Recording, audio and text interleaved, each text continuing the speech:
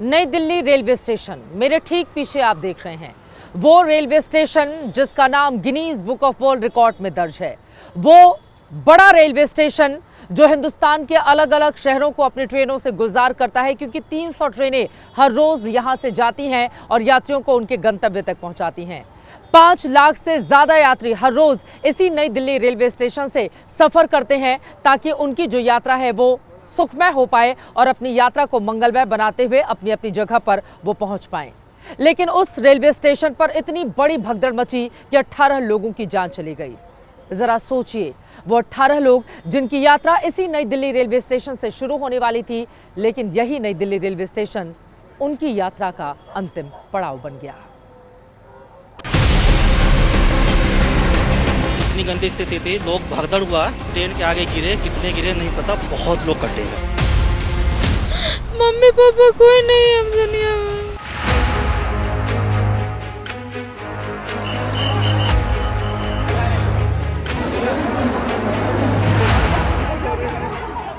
अफसोस कि नई दिल्ली रेलवे स्टेशन पर मची भगदड़ में 18 यात्री अंतिम यात्रा पर रवाना हो गए। वैसे तो भारतीय रेलवे यात्रियों की सफल और सुखद यात्रा की कामना करती है। हम आपकी सफल, सुखद एवं मंगलमय यात्रा की कामना करते हैं। लेकिन 15 फरवरी की रात नई दिल्ली रेलवे स्टेशन पर जो हुआ वो 18 यात्रियों के लिए रेलवे की भाषा से ठीक उलट असफल और दुखद साबित हुआ। बेहिसाब भीड़ थी, अफरा तफरी थी, इंतजाम नाकाफी थे, प्रशासन नादारद था, जिसका अंजाम ये हुआ कि नई दिल्ली से प्रयागराज महाकुंभ जाने वाले कई लोग अकाल मौत के शिकार हो गए। ऐसे में अब जान गंवाने वाले 18 लोगों के परिवारों में आंखों से आंसू और जुबान से दर्द का सैलाब फूट रहा है। प्रेशर आया भीड़ का तो उसमें सब दब गए। तो मेरी वाइफ दब गई थी, मेरे छोटे वाले भाई की वाइफ दब गई थी, मेरी बड़ी बेटी और छोटी बेटी दोनों दब गई। छोटी बेटी को तो मैंने बहुत मुश्किल से निकाला, उसको मैंने यहाँ से हाथ डाल करके और फिर निकाला मैंने, जिससे कपड़ा भी निकल गया था उसका, तो उतर गया था, उसका कपड़ा भी उतर गया था। और फिर उसे बड़ी मुश्किल से निकाला मैंने। और भीड़ को मैनेजमेंट करने वाला कोई नहीं था और मेरी बहन उस भीड़ में मिली नहीं। करीबन आधा घंटा लग गया था उसे ढूंढने में और आधे घंटे बाद वो मिली तो एक पड़ी हुई थी और उसे हम लेके आए। फिर जीने से जब नीचे लेके आए तो करीबन 50 मिनट तक CPR हम देते रहे, मुंह से मुंह, चेस्ट पे, क्योंकि हम बहुत सारे लोग थे। फिर उसे हमें कोई वहाँ प्रशासन की तो कोई व्यवस्था थी नहीं।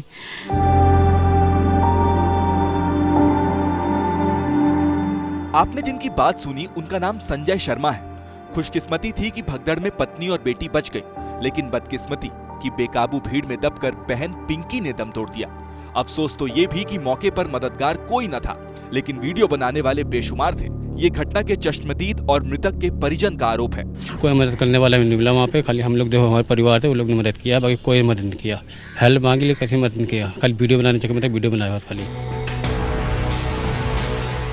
दिल्ली के किराड़ी के रहने वाले उमेश गिरी भी पत्नी और बच्चों के साथ प्रयागराज के लिए निकले थे, लेकिन बेबसी ऐसी कि अपनी आंखों के सामने उन्होंने भीड़ में कुचलकर अपनी पत्नी को दम तोड़ते देखा। लोग ऊपर चढ़ रहे थे, मेरी बेटी मेरे आगे थी 19 साल की, उसको बचा रहा था और वो पत्नी आगे थी और मेरे आंखों के सामने। फिर मैं नीचे कैसे कैसे एक जवान मिला, क्योंकि मैं भी, मेरी पत्नी भी 8वीं की लड़की थी। एक जवान मिला, मैं कहा कोई तो हेल्प कर दो यार, कम से कम। फ़ोन से मैंने कम से कम 10 बार 100 नंबर पे कॉल किया होगा, कोई रिप्लाई नहीं। मैंने फायर को मैंने और जो इमरजेंसी सेवा होती है बहुत सारी की। पुलिस प्रशासन पर आरोपों की फहरिस्त काफी लंबी है। पीड़ितों और चश्मदीदों की जुबानी चार्जशीट आपको सुनाए, उससे पहले उस बदकिस्मत शख्स का दर्द सुनिए जिसकी पत्नी और बेटी की मौत पर मुहर लग चुकी है और मासूम बेटा गायब है। धक्का धुक्की में पूरा नीचे जब उतरे, आदमी पे आदमी चढ़े, सांस लेने में मतलब कुछ नहीं है, गिरे भी नहीं, खाली बस आदमी पे आदमी अटके हैं, दबे पर मतलब सांस तोड़ दी। सवाल ये कि भगदड़ मची कैसे? तो चश्मदीदों के मुताबिक यह हादसा रेलवे की लापरवाही से हुआ, क्योंकि जो ट्रेन 3 नंबर प्लेटफॉर्म पर आने वाली थी उसके अचानक 14 नंबर पर आने की सूचना जारी कर दी गई। ऐसे में एक ही प्लेटफॉर्म पर क्षमता से ज्यादा भीड़ इकट्ठा हुई, जिसका नतीजा इस भयावह आपदा के रूप में सामने आया। उसका ट्रेन चेंज की 3 नंबर प्लेटफॉर्म डिस्प्ले कर रहे थे, फिर बोला 14 नंबर पे आएगी। पहले 3 नंबर डिस्प्ले में था और बाद में 14 बोल दिया गया। तो फिर अचानक से लोग 14 में पटरी से भी आए हैं, रोडवेज से भी आए हैं, उसी में गिरे हैं। कभी 14 कभी 15 बता रहे हैं, कभी 14-15 सिंगल प्लेटफॉर्म चेंज हो रहा था। हाँ, बार-बार इस पे कंफर्म चैनल।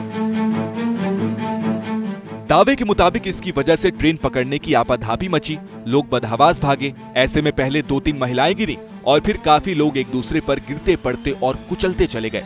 2-3 महिलाएं सीढ़ी से फिसली और उसके बाद कई महिलाएं वहां दब गई हैं और उसके ऊपर से पब्लिक निकलती चली।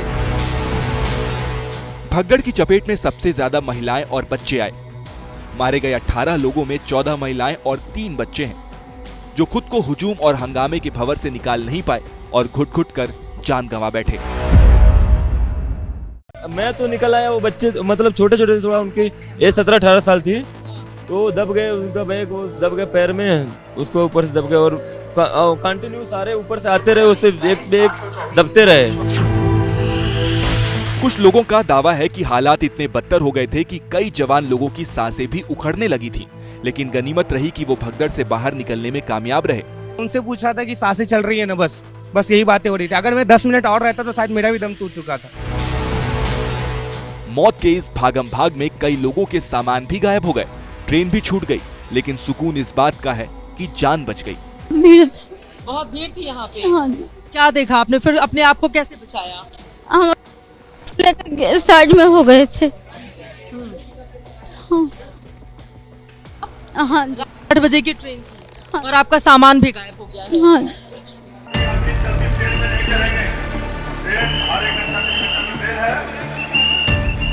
क्या रेलवे प्रशासन को इस बात का अंदेशा नहीं था कि भीड़ इस कदर जमा होगी, या फिर अनुमान होने के बावजूद सब कुछ भगवान भरोसे छोड़ दिया गया?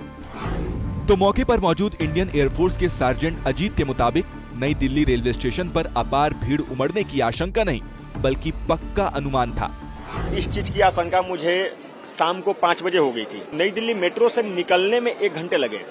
मेरे को ऐसा लग रहा था कि ये पब्लिक टोटल की टोटल मात्र और मात्र नई दिल्ली रेलवे स्टेशन में जाएगी। लेकिन ताज्जुब है कि फिर भी इंतजाम नहीं किए गए, तभी तो हर चश्मदीद एक सुर में इस त्रासदी का ठीकरा पुलिस और प्रशासन पर फोड़ रहा है। 9:30 बजे जा रहे थे, इतनी भीड़ थी, एक भी सुरक्षा पुलिस वाले नहीं थे। एगो था खाली बस। वो कहाँ था? वो ऊपर चढ़ता था, वो वही करता था, वो चला था नीचे की चपा जाएंगे हम, तो वो नीचे उतर जाता था। ऐसे आरोप करीब करीब हर पीड़ित चश्मदीद के हैं। उनके मुताबिक नई दिल्ली रेलवे स्टेशन पर बद इंतजामी ऐसी थी कि हजारों लाखों यात्रियों को संभालने के लिए इक्के दुक्के पुलिस वाले की तैनाती थी। स्टेशन पर सालों से दुकान चलाने वालों के मुताबिक भी ऐसी भीड़ उन्होंने कभी नहीं देखी, तब भी नहीं जब छठ पर्व के लिए अपने घर जाने की खातिर लाखों पूर्वांचली दिल्ली के तमाम स्टेशनों पर उमड़ते हैं। 26 साल में यहाँ पे हो गए, ऐसा तो आज तक कभी छठ पूजा पे भी नहीं हुआ जैसा रात पब्लिक आई थी। नई दिल्ली रेलवे स्टेशन पर करीब 1.5 दशक से कूली का काम करने वाले बलराम भी बीती रात की घटना देखकर सदमे में है। जैसे ही गाड़ी को अनाउंसमेंट हुआ, एकदम भीड़ हो गई जबरदस्त। ऐसा हमने आज तक देखा नहीं, इतनी भीड़ है। हमको सूचना गाड़ी रहती है ना, जिसमें रख के लाशों को बाहर ले आया गया। अफसोस कि वो 18 बदकिस्मत नई दिल्ली रेलवे स्टेशन की फर्श पर गिरे तो दोबारा उठ नहीं सके।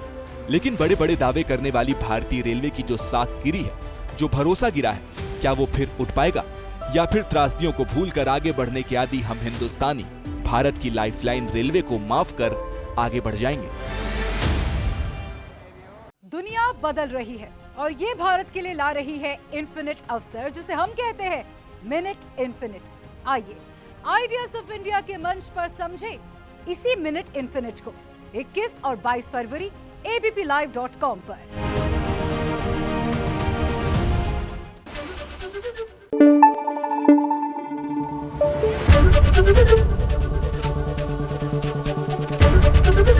एबीपी न्यूज आपको रखे आगे।